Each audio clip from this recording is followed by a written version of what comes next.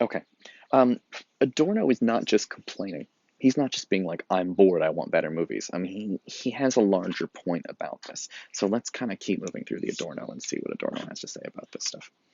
So Adorno says, he says, movies and radio no longer need to pretend to be art. Because art, remember Wordsworth, where art is supposed to be the personal expression of an author? He says, Adorno says movies don't even do that anymore. Um, the truth that they are just business is made into an ideology in order to justify the rubbish they deliberately produce. They call themselves industries, right? Remember when art, with Wordsworth, art was about personal expression. Now it's just a business. It's an industry. And when the director's incomes are published, the doubt about the social utility of the finished products is removed. Right? When you realize, when you're reading Wordsworth, you might think, because Wordsworth's whole thing was that it's art is a personal expression of the emotions of the author. He says, but now he says art is just a business. And when you read poems, it's supposed to kind of one of the thoughts people have about poems is that reading poetry will make you into like a better, wiser, kinder person. But we don't even pretend that's true of movies. It's just a business in order to make money. That's why we pay everybody in the movie industry so much, because it's just an industry designed to make fuck tons of money. And now I will tell you one of the most depressing things. And I give this speech to my film class every semester, and it's one of those things that we don't think about enough. It's extremely depressing. So I'm sorry to be hitting you with such a bummer thing, but this is worth pointing out. It's a really really important thing, which is this: we think of movies as like a really fun, cool thing to watch. Movies are cool, movies are fun, movies are entertaining, movies are an escape.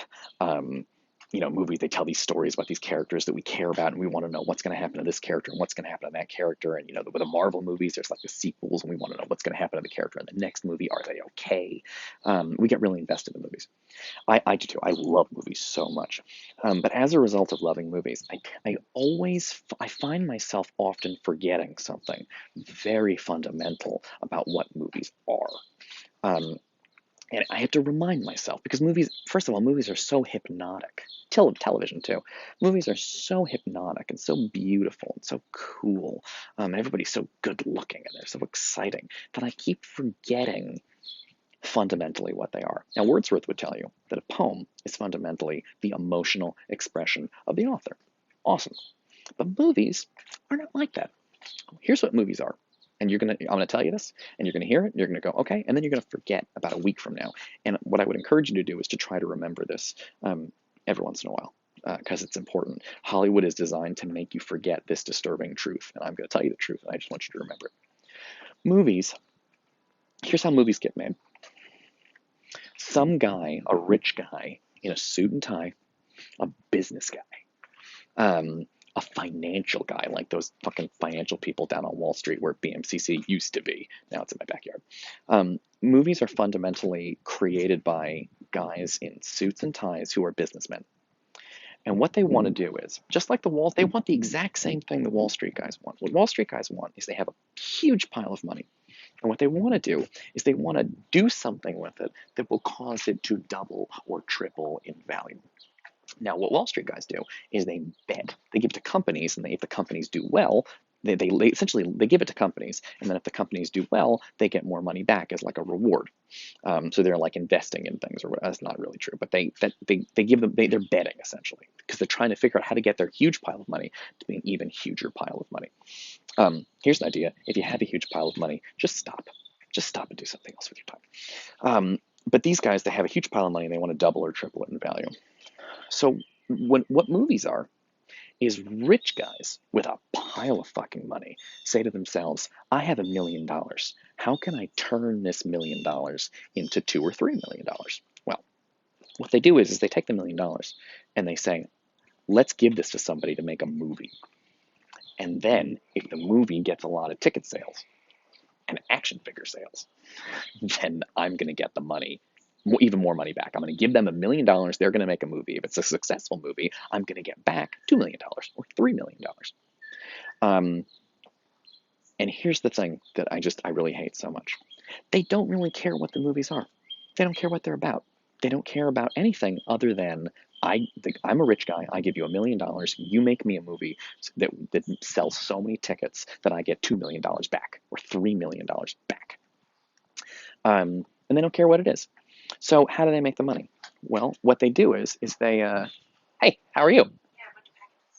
Oh, I'll come out and get them. Just leave them there, and I'll come get them. Don't, yeah. So how do they do it? They essentially what they go is they go, okay, I want to make a lot of money. So what I want to do is make a movie I'm going to give my money to make a movie that's going to make a lot of money, more money than I gave them. I gave $1 million. I want $2 million, $3 million. So what they do is they look around and they say, okay, what kinds of movies made money in the recent past? And then they go, ooh, look, this superhero movie made a lot of money. So I want to make a lot of money. So I'm gonna make a movie that looks just like that one. And it's like a formula. It's one of the reasons why movies look so similar to each other, is because the guys making them are doing it because basically. So like here's a simple example: Batman, the Christopher Nolan Batman movies made an insane amount of money, like $1 billion. So they want to make a Superman movie. Well, Batman's a serious, unhappy character who's miserable and his parents have been murdered. You know, he's brought revenge. I like Batman.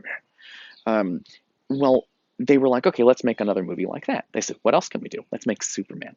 They picked this movie called Man of Steel. Well, and if you read the comics, he's a much happier guy. Sunny. He's in a good mood all the time. But when the people made the movie, they were like, well, Batman made a lot of money and he was really grumpy. So can we make Superman really grumpy? Because that way it'll be more similar to the other movie, and that other movie made a lot of money. So we're going to make Superman grumpy too, and then that'll make money.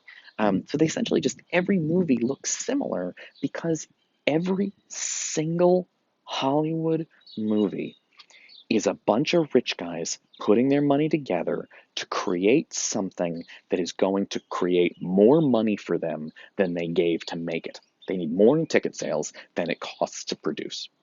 And so, how do they do that? They look at other movies that have made money and then they just copy them, which is why all the movies look exactly the fucking same. It is an extremely depressing thing to think about, but that is fundamentally what movies are. They're not the personal expression of an author, they're an investment for rich people, so that they can double or triple their monies. And they don't give a shit what the movies are about, really, as long as they make money.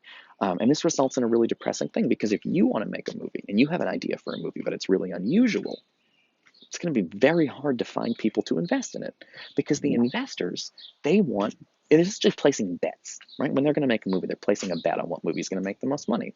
Well, what if superhero movies that look very similar to each other are the ones that make the most money? Then they're going to want to bet on those. And if you come to them, so if they say, let's say Guardians of the Galaxy makes a fuck ton of money, okay, and then these rich guys are like, okay, what shall we make next?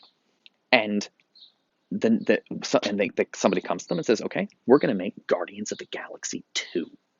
Well, what's Guardians of the Galaxy 2 like? It's pretty much exactly like Guardians of the Galaxy 1. They're going to be awesome. I'm going to invest in that. And then you say, I have a movie that's in black and white, and it only has two characters, and they're trapped in a lighthouse, and they're eating beans, and they are screaming at each other for 90 minutes.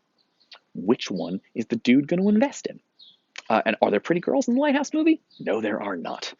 Is there cool fight scenes? No, there are not. Are there guns?